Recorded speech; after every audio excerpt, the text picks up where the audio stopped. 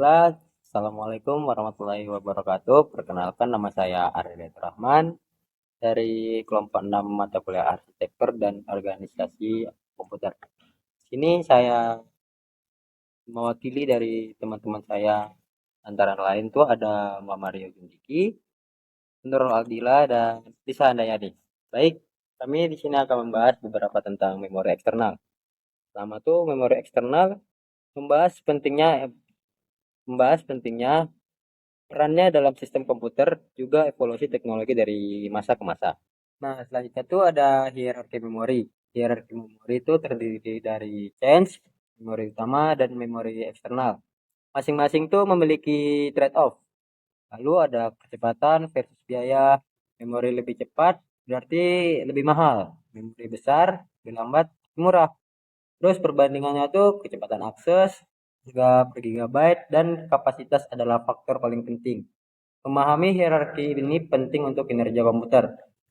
Selanjutnya, nah, selanjutnya ini kan ada jenis-jenis memori eksternal magnetik. Itu akan dibahas oleh teman saya selanjutnya, ada Nurul Ardila. Baik, sekian, terima kasih. Oke, baik. Saya akan melanjutkan materi dari area jenis-jenis memori eksternal magnetik. Jenis-jenis memori eksternal magnetik. Hard disk drive atau HDD. HDD menggunakan piringan magnetik untuk menyimpan data. Kapasitas umum 500 GB atau 20 TB. Selanjutnya ada pita magnetik. Pita magnetik digunakan untuk backup data, arsip data, kapasitas hingga 50 TB. Perbandingannya adalah HDD cepat tetapi kurang tahan lama. Sedangkan pita magnetik lambat tetapi berkapasitas besar. Selanjutnya akan dibahas oleh pemateri selanjutnya, Rio Jundiki. Selanjutnya ada jenis-jenis memori eksternal optik. Yang pertama ada CD-ROM yang berkapasitas 700 MB.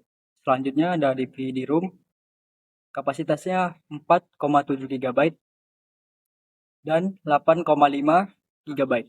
Selanjutnya adalah Blu-ray. Kapasitasnya dari 25 GB sampai 50 GB. Media optik digunakan dalam distribusi software dan multimedia. Lalu selanjutnya ada SSD atau Solid State Drive. Nah, SSD ini memiliki karakteristik seperti prinsip kerja, keunggulan, dan jenis-jenis. Prinsip kerjanya adalah SSD menggunakan memori flash NAND. Dan keunggulannya SSD lebih cepat, tahan lama, dan hemat daya. Selanjutnya, jenis-jenisnya adalah SATA dan NVMe adalah jenis SSD yang paling umum. Untuk SSD SATA berkapasitas sebesar 550 MB. Lalu untuk NVMe berkapasitas sampai 7000 MB. Nah, materi selanjutnya akan dibawakan oleh teman saya, Lisa Handayani. Baik, di sini saya akan melanjutkan materi yang dibahas Rio Jundiki. USB flash drive. USB flash drive digunakan dalam transfer data portable. Kartu memori SD card. Jenis-jenis SD, SDHC, SDXC, SDUC. Kapasitas dari beberapa megabyte hingga beberapa terabyte. Dalam kamera digital, smartphone, dan perangkat lain. Standar kecepatan kelas UHS, video speed trace, dan protokol akses memori eksternal. SATA untuk HDD atau ESD ke motherboard. NVMe protokol untuk akses SSD cepat, USB untuk menghubungkan perangkat eksternal. Kesimpulan akan dibacakan oleh teman saya Rio Jundiki.